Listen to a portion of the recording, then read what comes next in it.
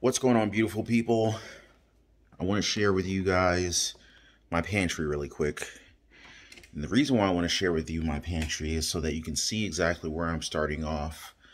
Because I want to address a concern that I have for survival going into the next several months and years.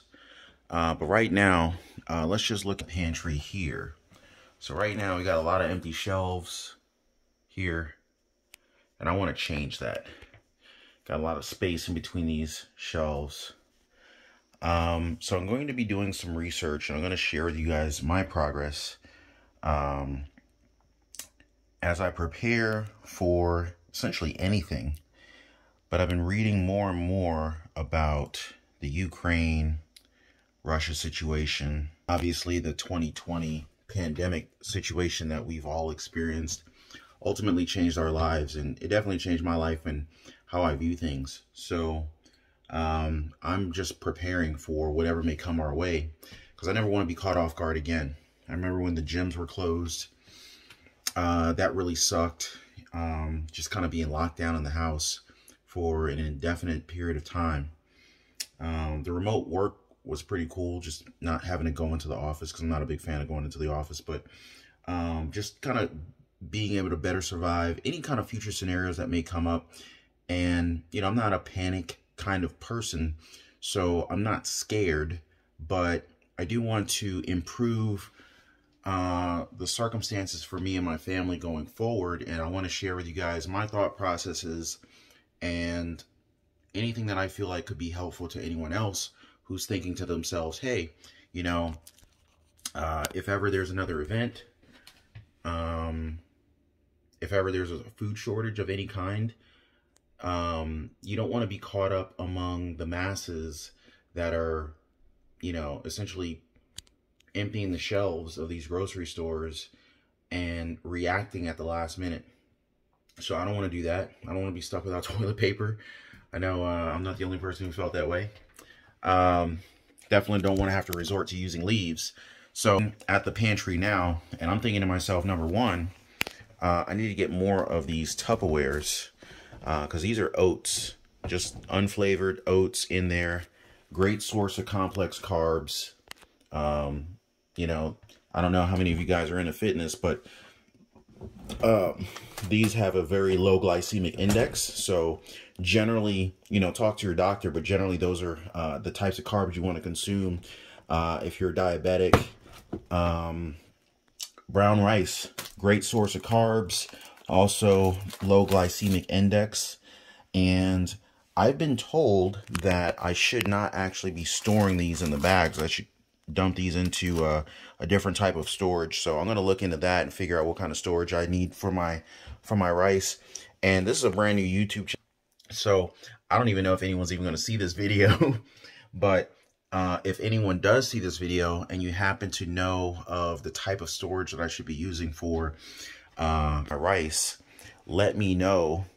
I'm going to be looking at all sorts of other types of foods that I can use, that I can add to my arsenal for storage, for long-term survival, and for long-term shelf life. So obviously I'll probably get more of these, lots more of these. We're almost out. As you can tell, we're a huge fan of oatmeal. We've also got this AG1, which is a supplement. So very, very complete vitamin powder. Unbelievable in terms of the nutrients that are in that one, which would be very, very useful during times. It's always useful, but it'd be very, very useful during times of, you know, maybe when you can't get all of the foods that you need, you want to supplement to make sure that you have all of the proper nutrients in your body, so that you can remain healthy. But anyway, guys, this is where we're at right now, where I'm at right now. I'm gonna get this pantry filled out, and you know, I'm not hoarding or anything like that. Definitely need more water. Definitely not hoarding or anything like that, but I want to ensure that we have enough to survive anything.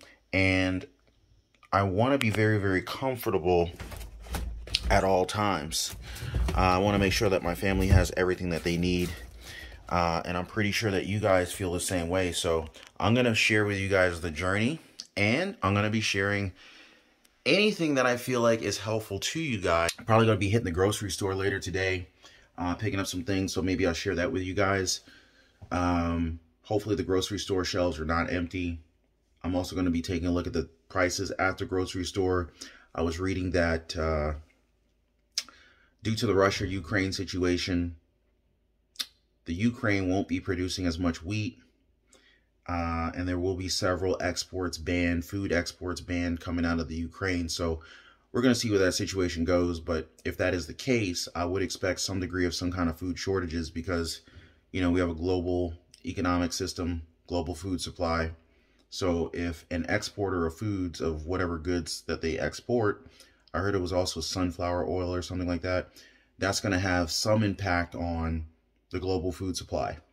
It may be something as small as like a computer chip, for example, but because this computer chip is not available, you can't sell the car because the car depended on this computer chip. Same thing with the food system. It's kind of like, all right, well, if sunflower oil is going to be in short supply, but that one supplier happened to provide 80% of the sunflower oil for the whole freaking country, right?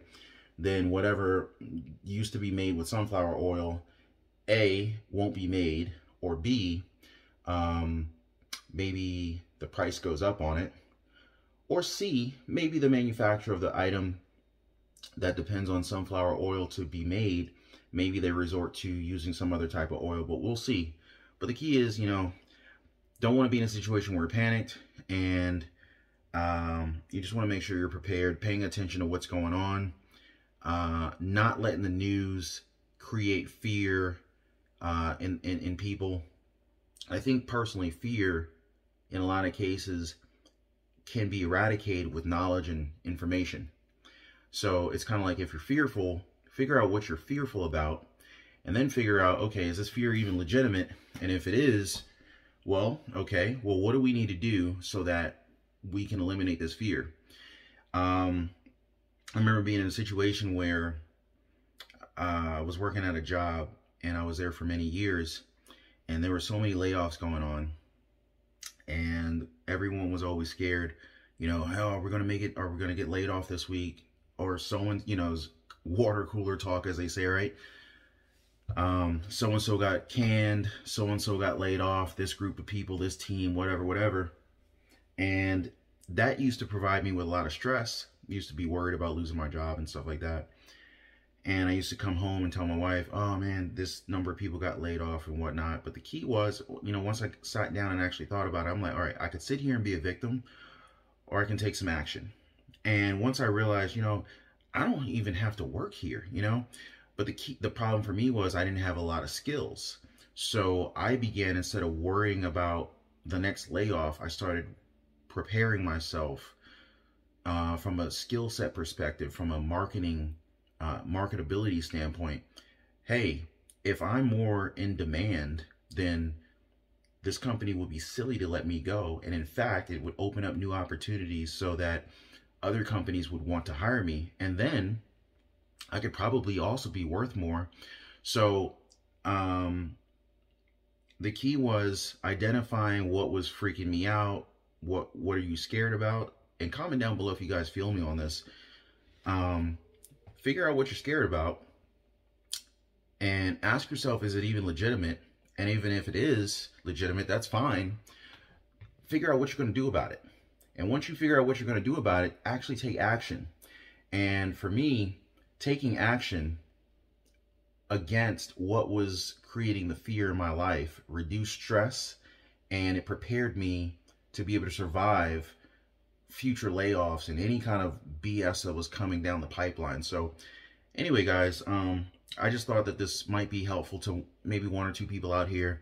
I'll keep sharing new information with you guys, things that I feel like are helpful, and I'm just kind of documenting my process. And comment down below if you got some value from this. If you guys have any questions for me, let me know.